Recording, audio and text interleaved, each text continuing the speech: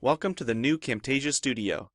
We encourage you to watch and play with this Getting Started project video to learn some of the most important concepts of using the editor. If you want more in-depth tutorials that will walk you through the entire process of recording, editing, and sharing your videos, then please watch the Getting Started tutorials using this link under the Help menu. The editor is divided up into three main areas: the clip bin, the timeline, and the canvas. The canvas is where you see your video during playback and can move, resize, and reposition all media however you want. The timeline is where you assemble and edit your video. At the top of the timeline, tick marks represent time in terms of minutes and seconds. When building a video, you'll work in a horizontal manner, beginning from the left and moving sequentially through time toward the right. The tracks are layered on top of each other, so media you add on higher tracks is viewed on top of media on lower tracks in the canvas. For example, this callout is placed on top of the video track on the timeline, and therefore is on top of the screen video on the canvas. If I drag the video track on top of the callout on the timeline, the callout is now hidden behind the video on the canvas. Use the zoom slider to magnify the view of the timeline. This is very helpful when making precise cuts and selections, like removing ums in your audio. New media can be dragged and dropped on an existing track, or a new track is automatically created when media is dropped at this location at the top of the timeline. To change the position of a clip on the timeline, just drag it. To change the duration of a clip, drag the edges in either direction. An important part of the timeline is the playhead. To view your video, click play. Notice how the video and the timeline's playhead stay in sync.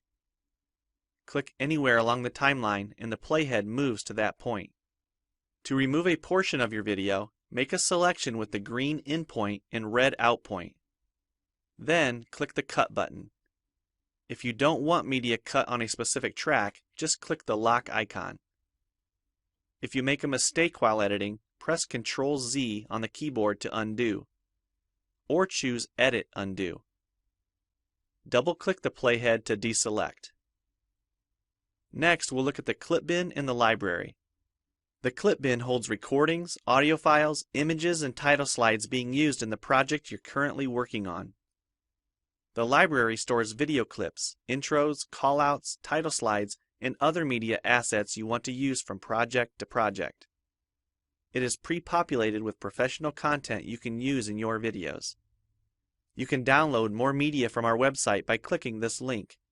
You'll find a lot more music, callouts, and animated titles to use in your projects, and it's all free. Once you find something you like this callout for example, just drag it to a track on the timeline and resize and reposition it as needed. Double-click the callout on the canvas to open the Callouts tab and edit the text, or change any of the text properties like color or size.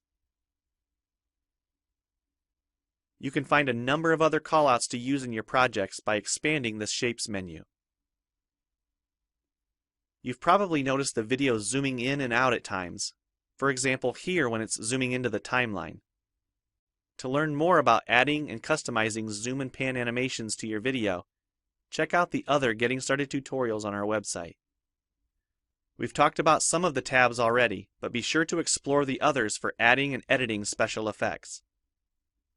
If they don't all show up as tabs, click on the More tab to explore others, like the speech-to-text capabilities and captions, and the improved quizzing.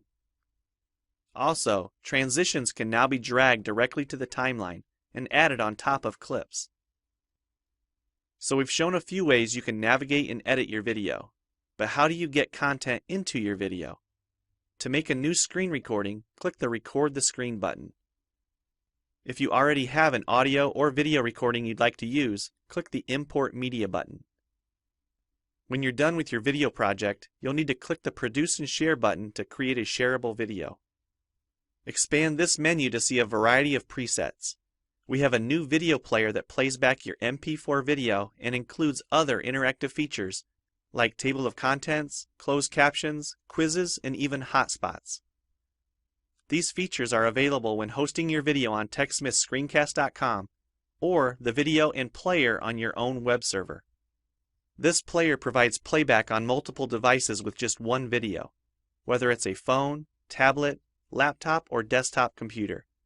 Well, it's time for you to try Camtasia Studio for yourself using the content on the timeline, or better yet, create your own.